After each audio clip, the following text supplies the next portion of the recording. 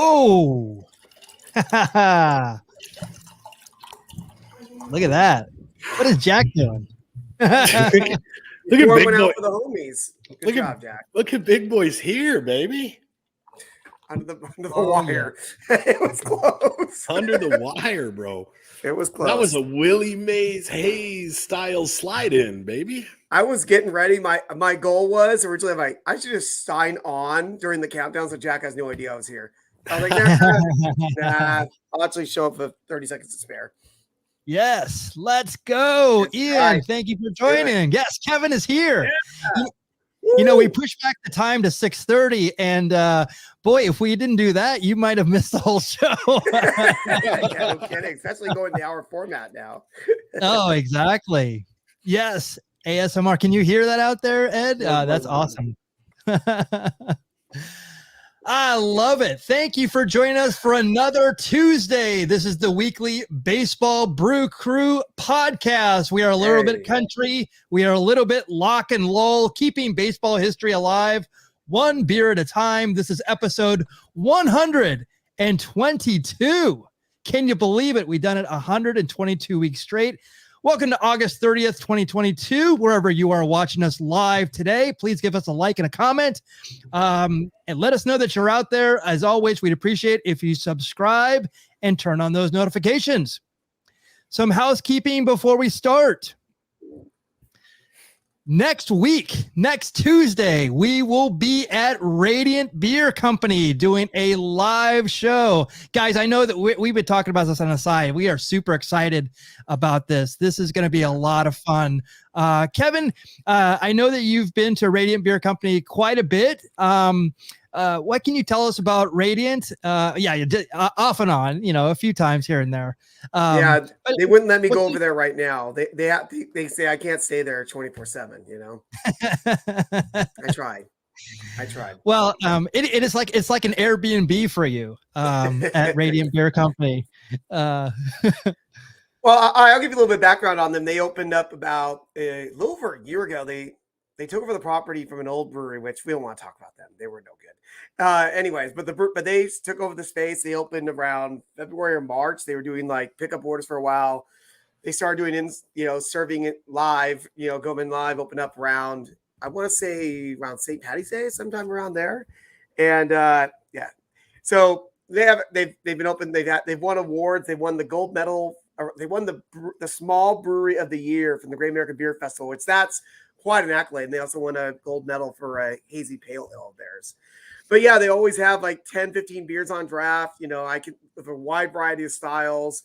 I understand we're going to get to sample some things, so that's good. Even I haven't tried every single beer they have there right now, believe it or not.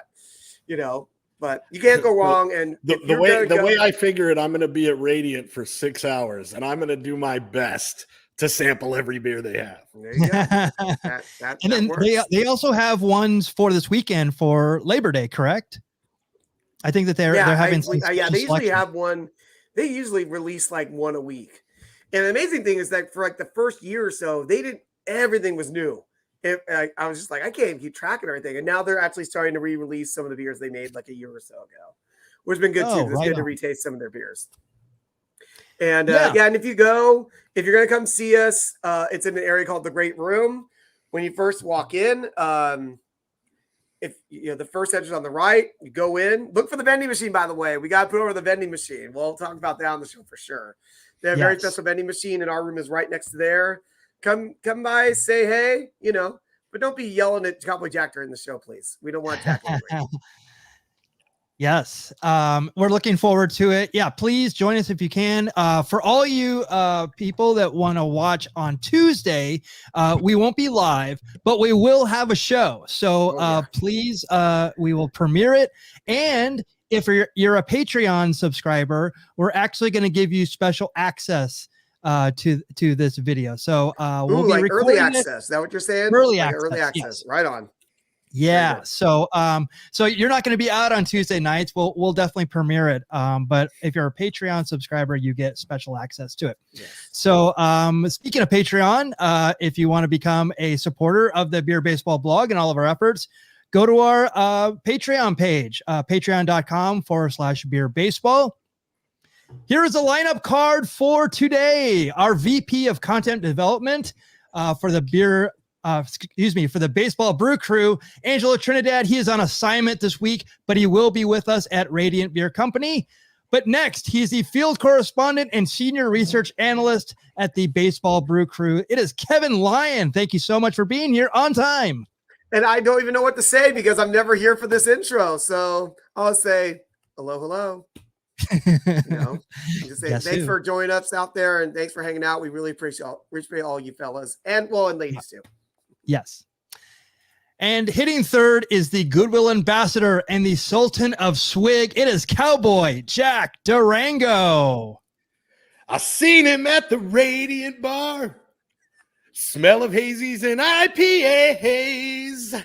For some beer, he will stay the night. He goes on and on and on and on. Kevin Lyon, drinking all the Radiant beer, street lights. More beer, always lurking in the night. Don't stop drinking. Hold on to that feeling. Kevin Lyon, he won't stop drinking. Woo! Let him hear it. Yes. They Kevin, say that there's 4-star players and 5-tool players, but boys and girls, Cowboy Jack can do it all. That you can. Yes, and chugging on cue. Come on. Kayfabe. I'm not. I'm chugging. But Jack, that's a wonderful song. My only complaint was I think that might have been better if you sang that Radiant itself. I got a special one coming just for Radiant. Wow, I'm ready. I'm very excited for that one. Gonna double down. Thank you, Jack. I love being serenaded. Thank you. All right, so let's get into it, guys. What's your name, sir? My name is Michael Mondragon. I'm your humble host. I always skip over myself because it's all about the show, right? Yeah, but the professor needs his propers too, Daddy-o. That's right. Yes, thank you so much. I appreciate it. And yes, Michael Mondragon, your humble host. All right, so let's get to it. We wouldn't be craft beer connoisseurs if we didn't tell everybody what we are drinking tonight. So Cowboy Jack Durango, tell us about this one. So tonight I am I'm talking about the Santa Cruiser Golden Ale, brought to us by the Dragoon Brewing Company based out of Tucson, Arizona, founded in 2011 and named after the Dragoon mountain range that runs along southern Arizona. That's where Cochise's stronghold is. And funny enough, about 15 years ago, I went on a vision quest with the help of an Apache medicine man and copious amounts of peyote, but I digress. The Santa Cruiser is lighter than a pale ale, hoppier than a blonde ale. The 4.9% ABV crisp finish will make it the perfect sessionable brewski for a barbecue, a pool party, or while you're having a get-together with your comrades formulating ways to combat fascists. Cheers, Dragoon Brewing Company. Cheers. That sounds like an Arizona beer. That definitely sounds like a beer you want to have in Arizona. Yes. Very good. Yes, absolutely. And I always, whenever I see this, I always think of Mondragon Beer Company. We need brewing. to do a collab, brother. We're doing that's it. I'm writing an email. No, this looks like a good one. Is it only available in Tucson or is it in Phoenix? So you can find select Dragoon beers up in Phoenix. Very select few. A lot of like high-end grocery stores, they'll have them. A few tap rooms carry them, but other than that, man, you gotta be in Tucson and cruise by to pick up this particular beer. Jack, how about the Cactus Tack room that you frequent? No, they have very select few Dragoons. I believe they carry 3 of them. I'll reach out and see if they got this bad boy. All right, right on. Right on. You have one from Pizza Port, Kevin. Yeah, because one thing, if you go to Trader Joe's in the area, around here. It seems like every month there's a new IPA that, you know, that these guys make Pizza Port, and it's like it's usually like the most like $13.50 for a 6-pack. Yeah, 6-pack pints. I'm like, good beer, good price. I'm in. You know, it's like, and they're always a good solid beer. This is a 7%er. I didn't see an IBU. Let me see if I can get some information on this. And I have the description here ready to go. This 7% IPA showcases the amazing New Zealand hop varietals Motueka and Nelson. Expect aromas and flavors to range from gooseberry, lime, tropical white pepper, wow, and pine. The finishes with a subtle, I love it says sublet, but I think they mean subtle, bitterness, a hallmark of West Coast IPAs, and I can definitely taste that here. A simple grain bill leads to a clear, light straw color and medium body. And as usual, Pizza Port, they really make some great IPAs.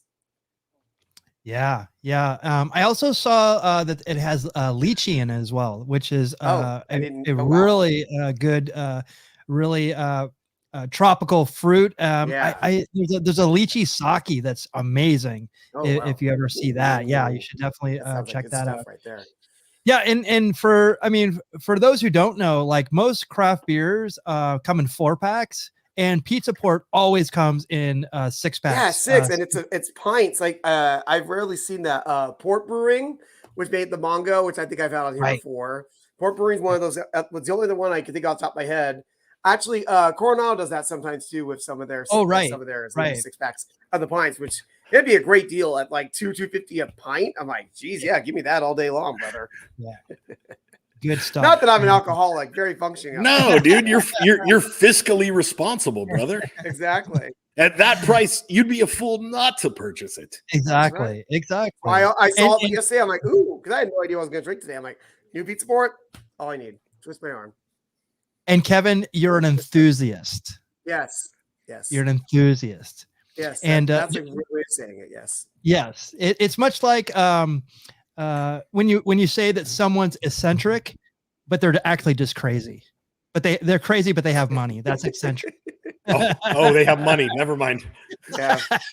Oh shoot! I was like, hey, right here, and then you said money. Almost there, Jack. You're almost. You there. put up with their craziness because they're rich. Yep. So last week we had beers from Everywhere Beer Company in Orange, California. So I had the Gladness, and Kevin had the Magnificent Everything.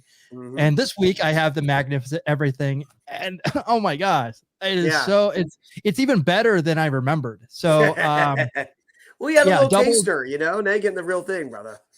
Yeah, double dry hopped, hazy, brewed with oats and premium Pilsner malt, hopped with Idaho 7 and Mosaic, 8% ABV.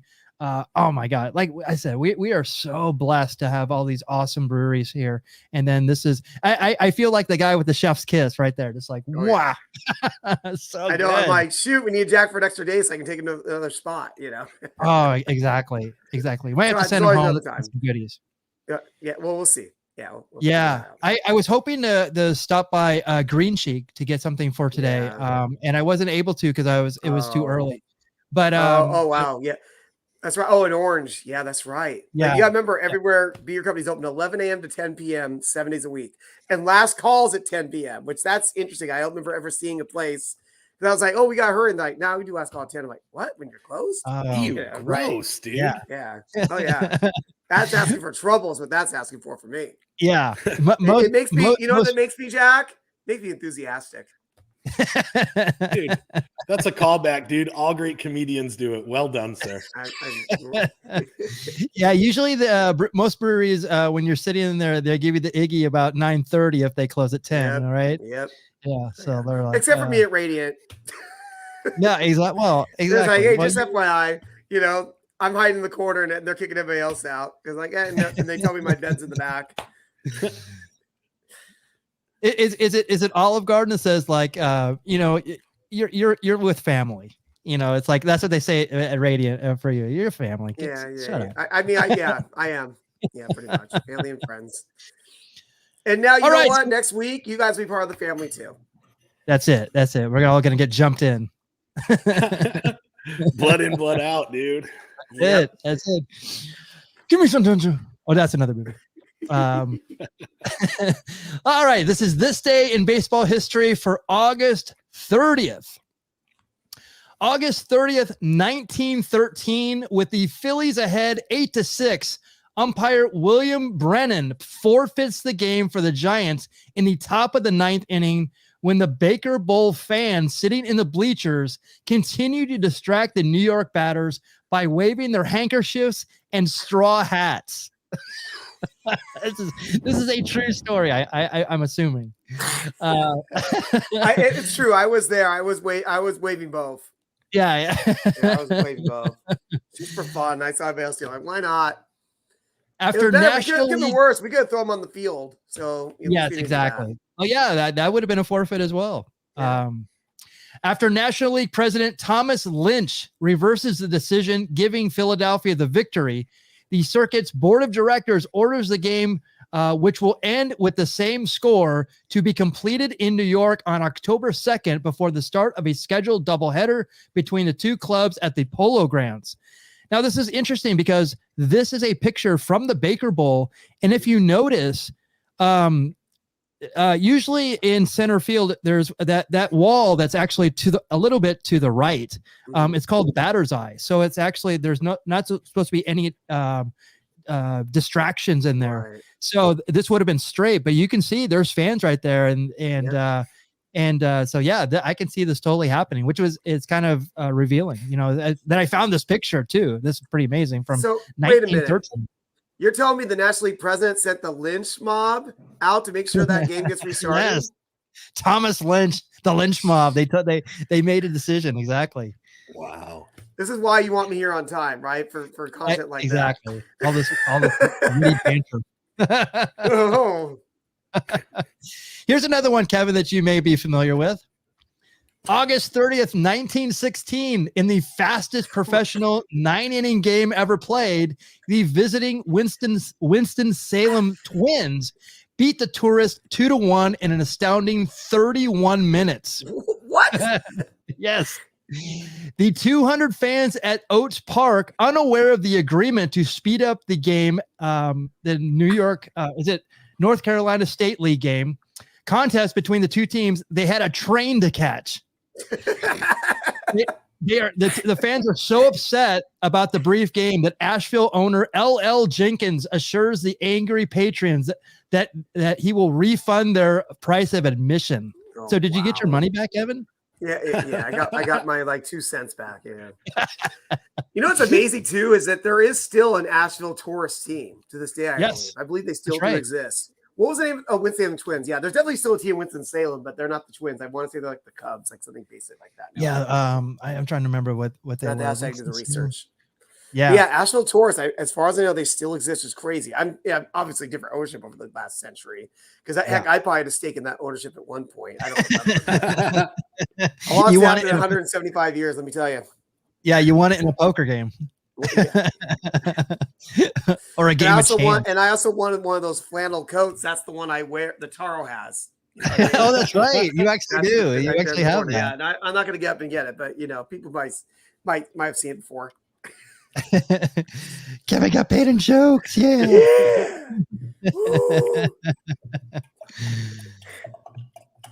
August 30th, 1972, in different games, Pete Rose of the Cincinnati Reds and Pittsburgh's Roberto Clemente tied their club's records for hits on the same night.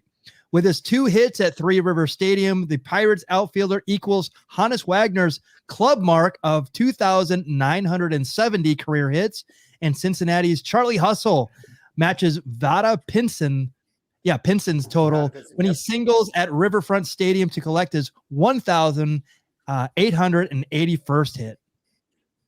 Yeah. Dude, was this the same game?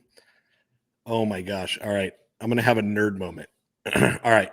So 1905, Ty Cobb made his major league debut, doubling off of Jack Chesbro. The double is the first of his 4 189 hits, a record only topped by Pete Rose in 1985. Crap, I thought it would have been the same night. That would have been gnarly. Yeah. I was doing independent Ty Cobb research today. You have someone else supposed to be researching Cowboy Jack. That's a tease for, we'll plug it at the end. That was a lead in, bro. Exactly. I got hooked on baseball doing my research. Look what we did. Look what we did to Cowboy Jack Durango. I know. We corrupted him. We definitely corrupted him. We gave him an outlet. Fun thing, Michael, the Winston-Salem team is called the Winston-Salem Dash. That's their current name. And they're Winston-Salem what? What was Dash, it? What? Dash. D-A-S-H. Oh, the Dash. That's right. Yes. The Dash. Exactly. I'm like, what? Like, what's their mascot? A checkered flag? I mean, I don't know. I mean, Speedy. Yeah, there you go. There you go. All right. August 30th, 1973, Billy Martin orders his pitchers to throw spitballs to show the umpiring crew that they don't consistently enforce the rules when Indians right-hander Gaylord Perry is on the mound. Wow. The Tigers manager, suspended for 3 days by American League President Joe Cronin, doesn't understand being punished for telling the truth about asking his pitchers to throw the illegal pitches. God bless Billy Martin. I mean, how awesome is he? So what a gamer. I love him so much. I had to mute myself because I was laughing so hard. That's wonderful. I love learning about Billy Martin. He is awesome. Another like byway of my research this week. And he's such a character, bro. Oh yeah. Yeah, totally. Yeah. You know, we'll talk. Jack, Billy Martin might be a subject in the future. Definitely do it. For sure a future hazy history. I mean, I'm saying this might be a double, whatever we're gonna call it. We're gonna double dry hopped hazy. Yes. And by the way, I wanted to make mention of this. I'm so glad Ian brought this up. These so the umpires, and it was only in the American League, these are called balloon protectors.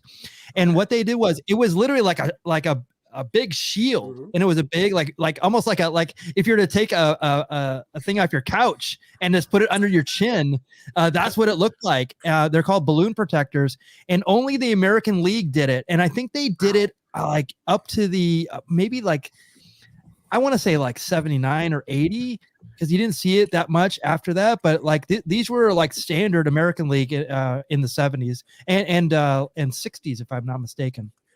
Well, they need to wear it to protect themselves against Billy Martin and Earl Weaver. I mean, those are crazy American League managers, you know? I see that. We might call this low-hanging fruit, but were they called balloon protectors because they protected your balloons, or what's the deal?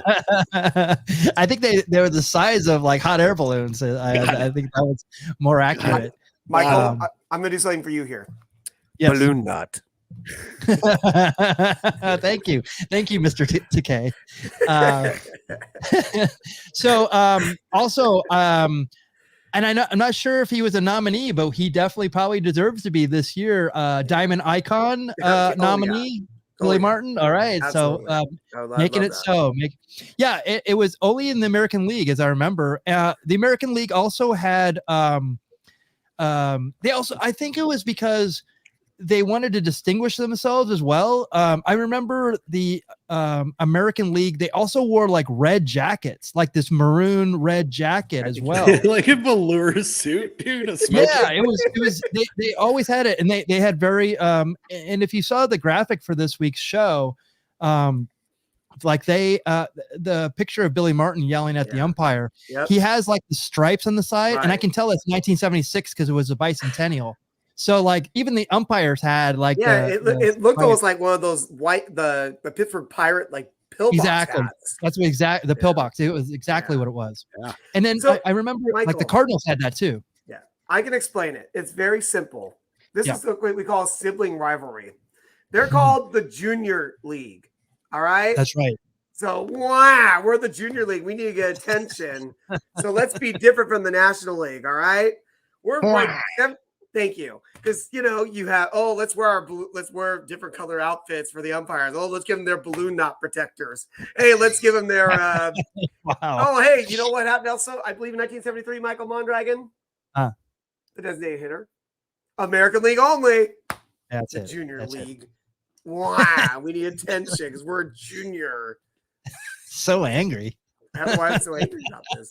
Probably because I was a fan of the Angels when they're the American League. That's right. I don't know what league they're in now. Jack can tell me what league they're in. Talk about junior circuit. What's crazy? I didn't know Nike was sponsoring umpires in 1973. That's wild, dude. That's look at pennant, that, sir. That's supposed to be a pennant, a flag. Kevin, I said what I said, dude. Don't. I know. What? I know. I'm just. All right. It got uncomfortable, dude. It got uncomfortable. Nice. Come on. All right. This next one's a fun one.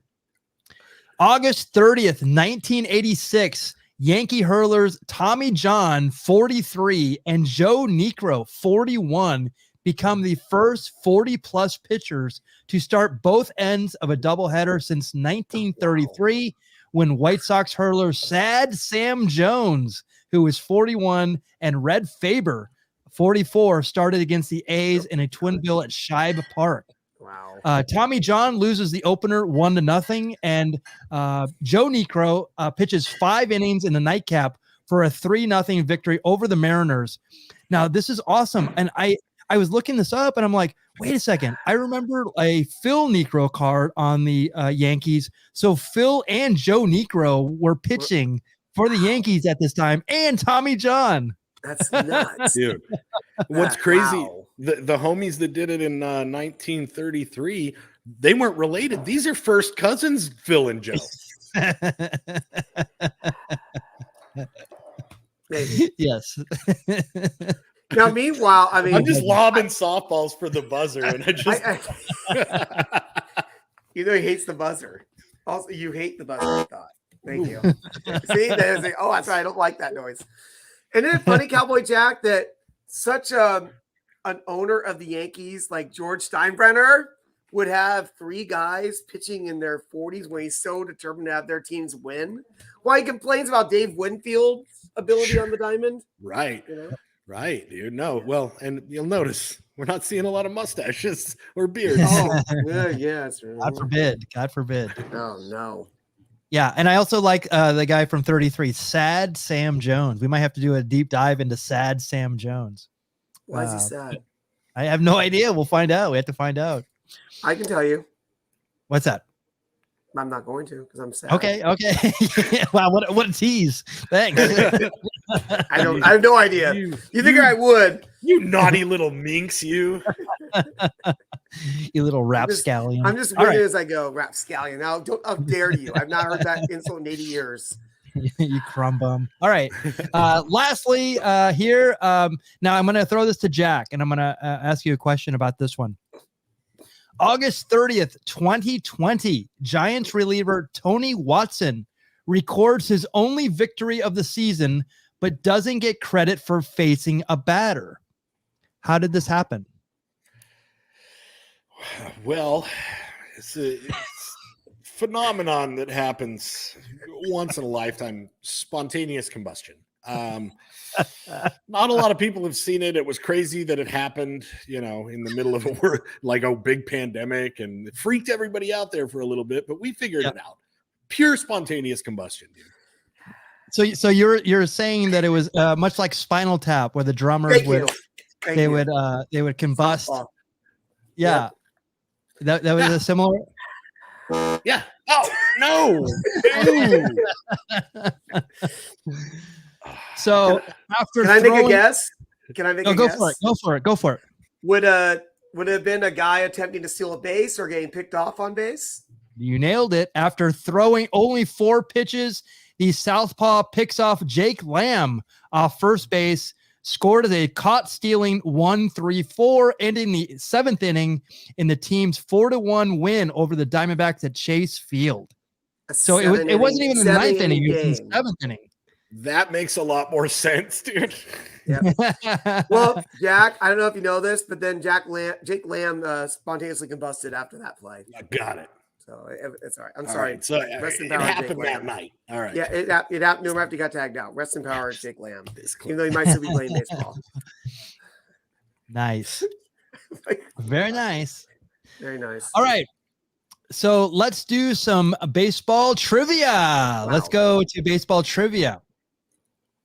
All right, guys. And in the chat, we want to hear what your answers are. These ones are, I would say, a little bit difficult, but they might not be. Well, but you know the answers. That's true. That's true. That's true. I do. I'm like Alex Trebek. You know, wow, you guys don't know this. Trebek. All right, so let's go to question number 1. Let us know in the chat your answers out there as well. Who has started the most games at shortstops in the Minnesota Twins history? This is since 1961. They were in Washington before this. So I know what Jack's gonna say. If that's, I know what Jack's gonna say because I know one of the choices most likely.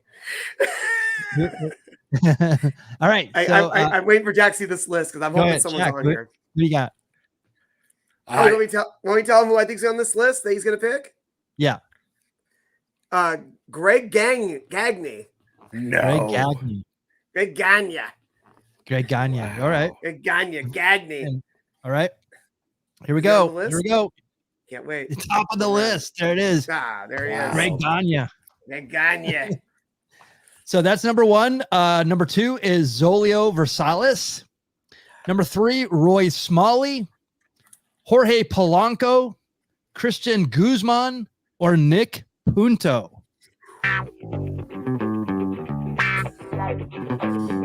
I see why you said this might be a little hard. Yeah. But you know what? I mean, Too easy, drill sergeant. Too easy. Oh, all right. I'm just playing it up. That's all. So this, who has started the most games at shortstops in Minnesota Twins history? So this is right near Ian. So yeah, I'll say, let's see what Ian's gonna go with. Oh, Ballbug going with Zoilo. Zorro, got it.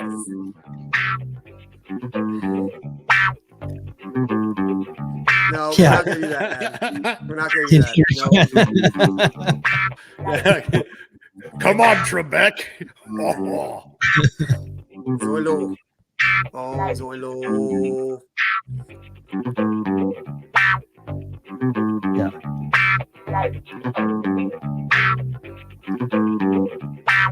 Oh, going with Guzman.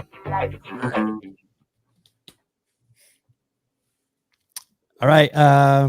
Jack, you're going with Greg Gagne? No, I'm actually going to go with Roy Smalley Package. Oh, I was hoping you were going to say the wrestling move, Smalley Package, dude. I was going to say, Roy, don't call me Stuart Smalley. You know. Oh, there you go. Oh, this is Nick. So he's kind of blaming her a little bit here. If it's wrong. Tagging in the wife, dude. She gets the credit if it's right, though. Yeah. Yes, absolutely.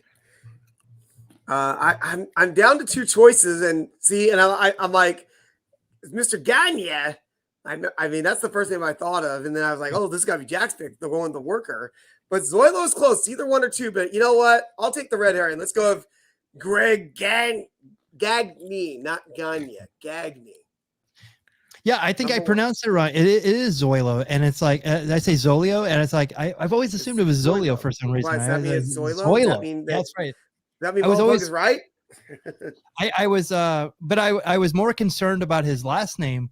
But it is actually he had 1,043 games from 61 to 67. Good job, Ballbug. Yeah, well done. And one of those guys in Minnesota Twins history, like he was 3 years before I was born, so I never saw him play but I know of his name because it just has such a unique name. And but yeah, he was like in the 60s. I remember him being the shortstop for the Twins. I was trying to remember the 70s shortstop, and I think they went through a whole bunch of them. That's why where Roy Smalley was, because Roy Smalley was also a Yankee, I remember. That's why I didn't go with him. I figured it was either Zoilo or Greg Gagne. I think that Smalley was like in the 80s, though, was it? You might want to look him up. I think I saw some. I think I remember seeing some footage of him as a Yankee in the 70s, so I don't know for sure on that. But yeah, if you ever go to any Minnesota Twins games, I 100% guarantee he might have his not his number retired, or he might even have his. I don't know for retired, sure, but he's but definitely literally Hall he of was there Fame. from the beginning. Yeah, he's got to be. Yeah, he was there one from of the those beginning. guys. Yeah, Zoilo Versalis. yeah. What a unique name, right? That sounds like a medication, brother. No, Listen, ointment. if you experience sleeplessness, I want to look up his career numbers. Talk to your physician about Zoilo Versalis. Side effects include. Hello. Yeah, and his nickname was Zorro. No. He's from Cuba. Let me see if I can find some stats on it for you. Yeah, I mean, not like amazing numbers or anything, but 1,246 hits, 242 lifetime batting average. I don't know if after he left there, he went to the Dodgers, and he was actually done by like 71 was his last year. So he played about 10 years. But like in those days, I remember like shortstops and second basemen, they didn't have to be great hitters. They had to be better fielders. Right. Usually your power came from your third baseman and first baseman and outfielders. But then even like right fielders or check this out. I forgot about this. Now I know why I know his name. He actually won an American League MVP award in 1965. Because I was going through and like, wow, that's a shortstop. And it's not like his stats are like amazing or anything. It might be his defensive capability as well. Because I'm assuming you're a shortstop that long, you gotta have a glove. Is 65 numbers was like 19 home runs, 77 RBIs, 273 batting average. It doesn't sound like amazing stats, but he must have also done some incredible, like defensive capability, I'm guessing, because he won pretty easily. The second place person in the voting is actually Tony Oliva, another guy on the Twins. That's right. And was 65 when they went to the World Series against the Dodgers? I want to say it was 66, but let me double check on that. I remember it being at that time. But Ed says, close. Power hitters traditionally at the corners, right? Yeah. And so when like Cal Ripken Jr., when he started, when he was a power hitter, Barry Larkin, hitting at that position, Ryan Sandberg, same thing. Yeah. So yeah, it is. The Twins did make the World Series that year. They lost to the Dodgers in 65. There you go. So that was that. And that's crazy because they just started as a franchise in like 61. So to get the World Series in 5 years, that's like what that's like the Marlins after they spent a ton of money to go that far, Exactly. All right. So here is question number 2 for everybody. Number 2.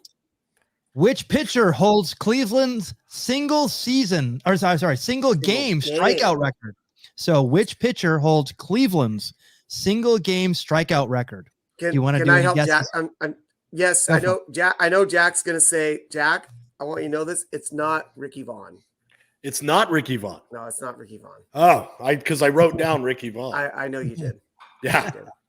Remember Ricky Vaughn? He was a reliever, so he's not going to have. He was a star. It wasn't he a starter at first? Nah, he's a closer, baby. I know he was later, but and I thought in the beginning he was. I thought he was that's why they moved him, dude. Yeah. Ricky Vaughn, by the way, everybody's a really talented baseball player. Some would say a wizard at baseball. He's the subject of 1989's award-winning baseball documentary. It's called Major League. So check it out if you haven't seen it before. Filmed in Tucson. Tucson. Can I tell you the award it won was the Cowboy Jack Durango movie of the year. That's the award it won. Wins it every year. It's amazing. Exactly. Multi-time award winner. Sure. All right. Here we go. Here are your choices. All right. Dennis Eckersley, Burt Blyleven, Len Barker, Bob Feller, Early Wynn, or Luis Tiant. There's a lot of talent here. So which pitcher holds Cleveland's single game strikeout record?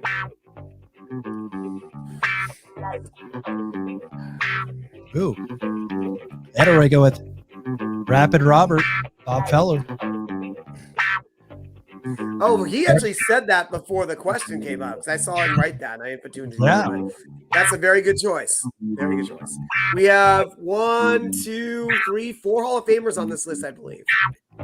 Yeah, get to the batting cage. Get out of here. Yeah, hit some dingers, dude. Hit some dingers, Ethan. Ooh, Ian going with Bob Feller as well. I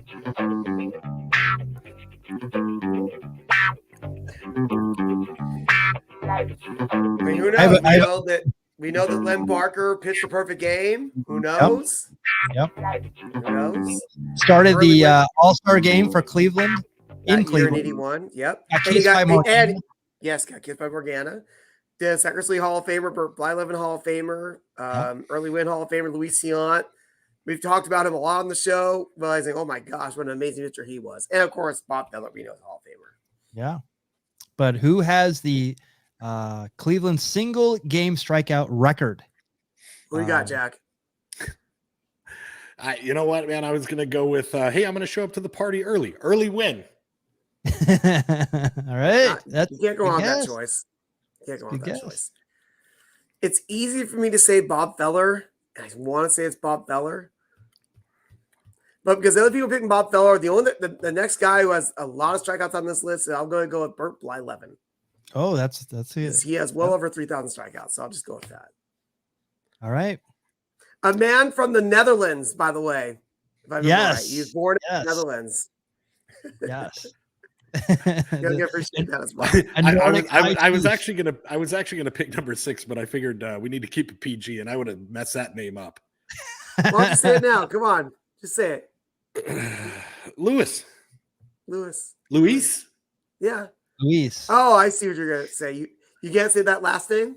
Yes, dude. All right. Here, yes, the Dutch boy. See, now I think you could say that last name when we're getting the Dutch boy in here. Yeah, exactly. And the answer is, it is Luis Ciant, 19 on July 3rd, 1968. There you go. That's how you say it, Ciant. That's right. Ciant. There you go. See, you should have went with your, you should have went for it. And it's interesting. We talked about this last week. If I remember right, we talked about how the C for Cleveland looked like the Reds. Wouldn't you think that's a red? Look at that outlook. Look at that. Totally. Uniform. And actually, the same. Like the Reds had this. Remember when Pete Rose had this, and it was exactly the same. Like literally the same uniform almost. Yeah. What a cool shirt, man! I dig it. Yeah. I love this too because Colorado has this. It's kind of like a vest, but it has like the undershirt. I love it. I think it's like one of the coolest uniforms. And actually Colorado went away from it for whatever reason. But I love it. Because you need to be unique. Nowadays, you think you want to be unique on these jerseys. The moment they get unique is with the City Connect, and half of those are garbage. Dude, we know it's not the baseball that brings it in. You got to talk him into the building, and it's all about presentation. And Luis Ciant, he knew that, and that's why he's rocking that jersey, pal. Well, showman. If you're following baseball at all, they probably need more fans in the stands because people are getting caught getting down. There's a second incident of that that we know of. That we know of in the last month. It's getting viral now. People are like, ooh, let's do it. Oh, they did in Oakland. They did in Toronto. Let's do it, Jack. Come on. Are we talking? Are we talking home run club, bro? The home run club. Yes. Jack, I think it'd be a grand slam if you can pull it off in the pool at Chase Field. Oh, there you go. Book it, babe. It's gonna be the Baseball Brew Crew sponsored. Yeah, it's been getting crazy, and it's so funny because when that happened in Oakland, like I'm surprised that anybody even knew what was going on because that stadium is empty, and really it's the massive, though it's huge. It's massive, right? Huge. And it's probably not it's probably the at least. I don't know. I could go so many. I could go so many directions. If you're off in the corner, that might make you stick out a little bit. Like why are those two people randomly in the corner when there's cameras everywhere? That's why You see like 2-3 different angles of this lovely couple getting ejected or whatever. Bro, or one's getting ejected in more ways than one, but it's just I've been seeing that, dude, and it's really made me regret laminating my bucket list because I need to redraft it, dude. I need to call my attorney and redraft it because the home run club's going on there now. It's crazy, and the the dog days of summer, I understand, it gets, when it gets in the late stages of the season, you have to have things that get you through the season, and the fans, that happens with the fans too. So maybe I don't know. It's been weird that this has been turning out, but this is the first time that it's ever, I've seen it where it's actually been, people have caught it on, it's like, oh my gosh, like it's kind of crazy. And like 20 years ago, this would have been just like, something that people go, oh yeah, did that happen? I don't think so, or whatever. Yeah. No, people have video footage of it. But here's the thing though. Like I said, there's cameras everywhere. I'm not even just talking about people with their phones, cameras everywhere. So the Angels, I'm sorry, Jack, talk about minor league baseball, but the Angels did a thing. I was at a game and I'm like, what the? So they start doing a thing called the lookalike cam. And I don't know if other stadiums are doing this. And I'm just like, they're literally scouring the crowd, looking for people in the crowd who look like a celebrity. And they'll go to that person and put the celebrity next to him. So you're sitting at a game and, literally you're being watched. It's 1984. Yes. In 2022. Calm down, dude. We don't need any conspiracy theories. Yeah, but where we want to be watched here at the Baseball Brew Crew. All right, we want to be watched. So where this has had one of the first big impacts of kind of replay. Like you can't get away with anything, and this is how I knew. Remember, I think it was in 2005, maybe 4, the World Cup, Zidane for France. Remember he headbutted the Italian guy. Yeah. And like the referees didn't catch it, and like people in the stands probably saw it, but then they went back to replay and they saw it. So it's like, it's one of those things where like, if you're in the stadium and all the security and all those things are going on now, like they know everything that's going on. Do you remember in the NBA when there's a video of someone, there's a girl and she's sitting like in the front row of an NBA game, and you see this kind of like security woman, and she's just eyeing this girl. She just knows that she's up to no good, and then all of a sudden the girl that she's watching bolts and hops over the front row crowd and tries to like grab one of the players, but the security guard is like right on top of her. Like they know everything that's going on nowadays, so like there's no way you can get away with any of that stuff now. People still try. That shows how dumb they are. It's like, back in like the 70s or 80s, you probably get away with all this stuff. So I think Ian's talking about the lookalike cam. So there you go. That's now a thing. Yeah. It's like I was like, kind of like, whoa, that's kind of crazy that they're scouring the crowd like that. Yeah. Yeah, it's interesting, and they're trying to do things to more involve the crowd and everything like that. I always wonder if people get offended by that as well, like. Because I think we were at like the Suns game and they did that, or no, they've done that before where they compare people. Like Conan O'Brien used to do it all the time. Yeah, of course, to his crowd as well. But but that's a smaller crowd. This is like a stadium of like 25,000 people, and you're so spread out, and they're just like eyeing people for like hours. They're just scanning the whole time, just like. Well, that's a little weird, Just sitting there, mind your own time, and you might get, I'm like, no, I'm just kidding. Pick my finger. What if some marketing having sex with someone? I mean, what? What if some marketing genius came up with this because it's starting to happen at a lot more stadiums? Yeah, like they'll find actors, like do the whole thing. Yep, get it done, so people start showing up to stadiums just to see it. You got to get them in there somehow. Like, people love being on the camera. They love that stuff.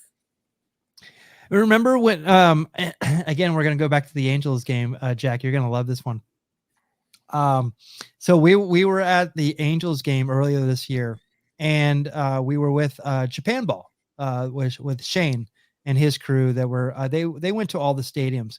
So there was some Japanese fans that were traveling the West Coast, and especially to see Ohtani, it's like that was like a big deal, right? And one of the things that she said to us that she was really fascinated about, she goes, she can't believe there's nobody there. The fact that it was maybe like a third full when we were there, Kevin. If that, I mean, yeah, it might be 15, 20,000 people, but it's a Monday night game against the Royals,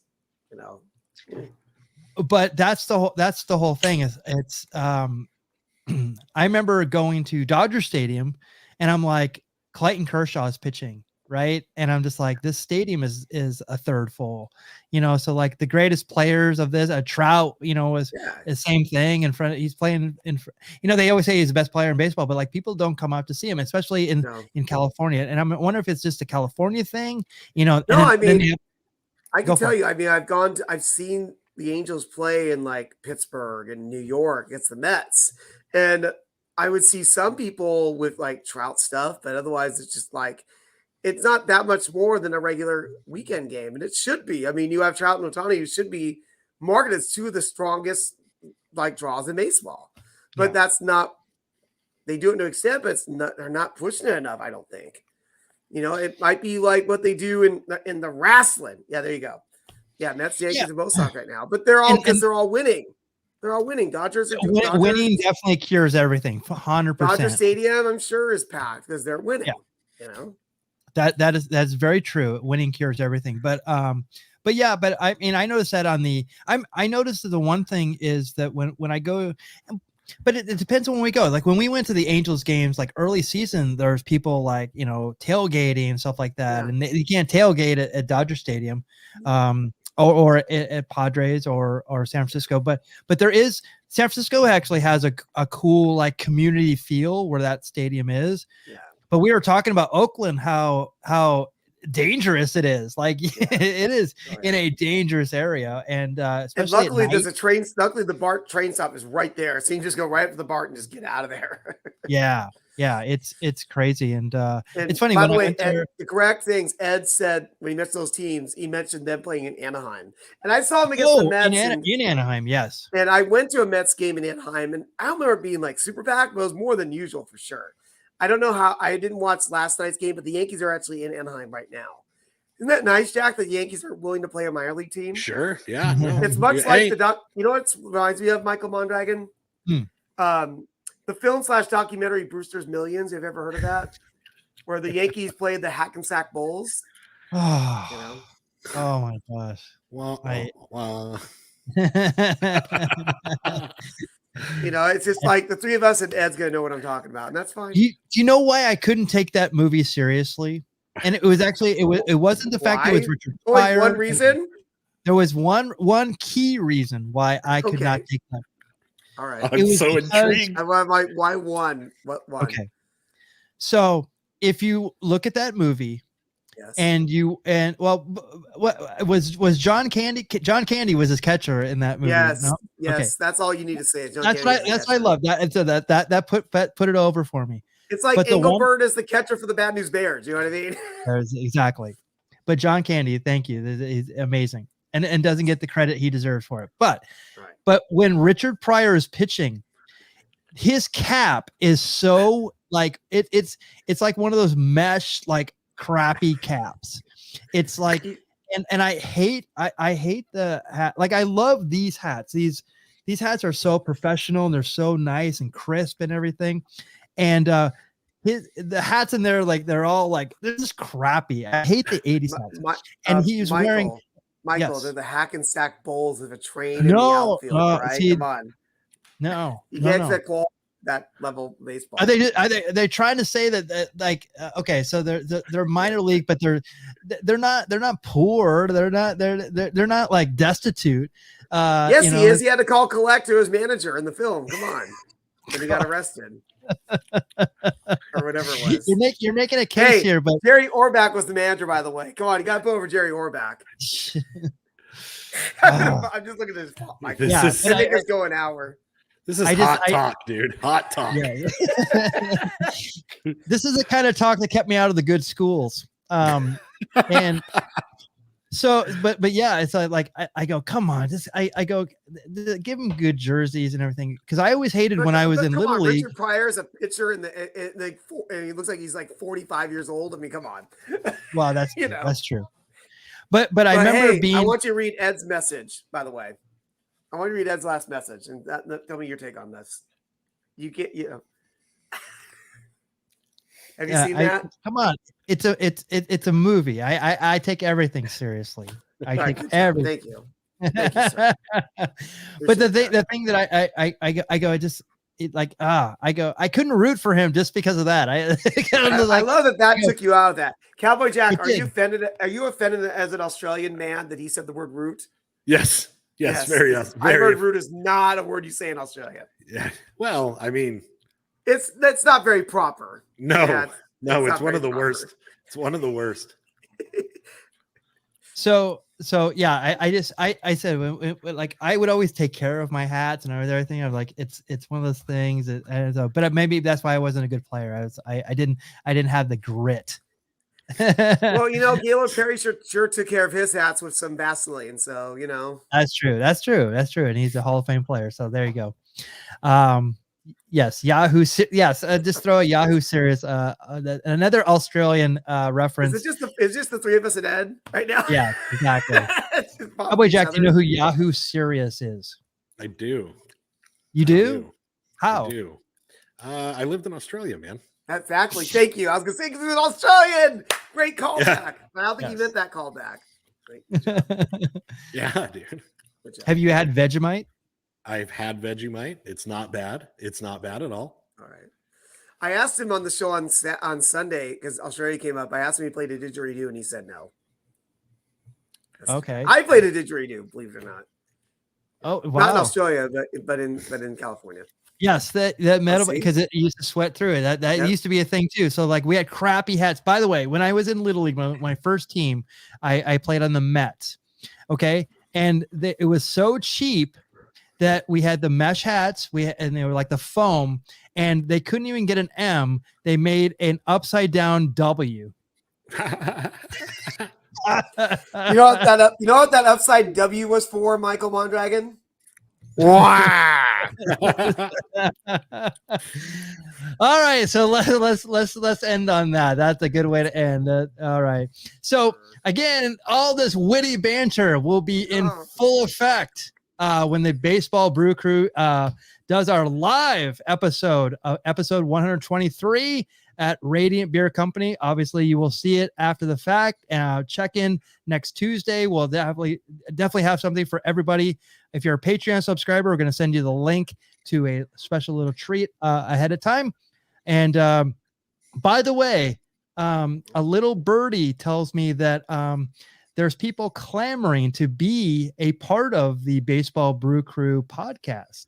So a little foreshadowing there that we may have some special guests. Bob who knows? He is associated with brewers and brewing. So who knows? Very true. Well, Michael, you have something brewing, but can we talk about what we have brewing? Please. Go for it. Oh no, where is my box? There's my box. My trusty, unbelievable show prep. Well, no, it's just right next to me. I just had to dig it out. My Superman 3 box. Let's see what I'm going to open up tomorrow. I only have 2 packs left in here, so let's see what we got. So tomorrow, 7:30 p.m. Pacific. Let's see. I have a beer from Society. I don't remember the name of it right now because it's in my fridge, but I'll be opening that up along with. Oh, we got a cello pack here for 69 cents. Oh, I see a brewer already. Get your beers ready. I have a brewer. I can't even read who this is, but we'll look at it later. Nice. But it's 31 cards, 1 stick of bubble gum somewhere in the middle there. I don't know. Can you see it? Oh, wow. There's bubble gum in there? That's cool. There's 1 stick of bubble gum somewhere in the middle there. Along with, for $3.75 in 1987, apparently. Wow. Let me see what year this is. I'm guessing it's that's the price of it now. That's the price of it now. It's $3.75 for a pack of 87 clear nowadays. Well, it's only because it's actually pretty rare. those cards. How? This stuff, you know what? I probably spent around $3 a pack in 1987 at the Angel Stadium. So I'll be opening those and opening a beer from Society. And Cowboy Jack, are you ready to tell the folks what we're going to be doing next Tuesday? I would love to. So while we're live and kicking at Radiant Beer Company in Anaheim, California, tune in because we will be airing a very special hazy history. It's the life and crimes of George Steinbrenner. Nice. A double dry hop version of hazy history. We'll come and catch your name. And Cowboy Jack, are you looking at the screen right now so I can tell you what our subject for hazy history on Sunday is? I am. And I'm going to look to pop you on this. We're going to be talking about a trade that happened in baseball in the 1970s. And I'm not going to tell you anything more than that, but I'm going to tell Jack what happened right now, and I just wanted to see his reaction. So in the 1970s, we had a trade between in baseball in the 70s. And Jack, that's what we're going to talk about this Sunday. Yeah. At let's say 2 p.m. Pacific. Yes. So yeah, you'll definitely want to hear more about this. By Jack's reaction, this is gonna be a heck of a show. Yeah. Yes, it'll be worth it. So definitely tune in at Michael the same time. Doesn't know what I'm talking about. He might know, but Jack, cheers. Yeah. That's my gift to you. Yes, it's a very interesting story. So next Tuesday we will be here. We're just going to premiere a video while we're recording, and but you'll get to watch that. Patreon subscribers get to see it early, and we'll tell you all about that as well. Oh, by the way, if you're gonna be a Patreon subscriber out there, do not do it right now. Do it on September 1st. That way you're not charged for August. And so we appreciate all your support. Go to patreon.com/beerbaseball. Here's where we are on social media. We're on Twitter, Facebook, Instagram, YouTube, Twitch, and Jackie Martling's favorite, TikTok. Hey, funny stuff on there. Michael, we forgot to plug one more thing. We got to make a slide for this. We have the happy hour coming back too. We do. We have so much going on. We actually have a happy hour that's going to be on the September 10th. Yes. And it is with some of they've actually been on happy hours before. Yes. Tell us more about it, Kevin. I know. I realize I'm like, this last time we're going to be able to talk to you live about it. So Saturday, September 10th at 4 p.m. Pacific, we're going to be talking to two wrestlers from Vancouver, previous guest, Daniel Makabe, and the big hurt, Alan Jetson, because they actually wrestled recently against each other in it was them and one opponent, a three-way match at Nat Bailey, I think it's Nat Bailey Stadium, where the Vancouver Canadians play. They actually got to wrestle on the field. So awesome. Definitely want to talk to him about that. Yeah. So thank you for giving me the time to do that. No, awesome. And as I said, lots going on here at the Baseball Brew Crew Podcast. Thank you so much for joining us tonight. We will see you not live next week, but we'll be here in some form. But we'll see you live in 2 weeks. And we have a lot going on. So watch all of our social media channels. We'll let you know all about it. Thank you so much for joining us. Take care. Good night.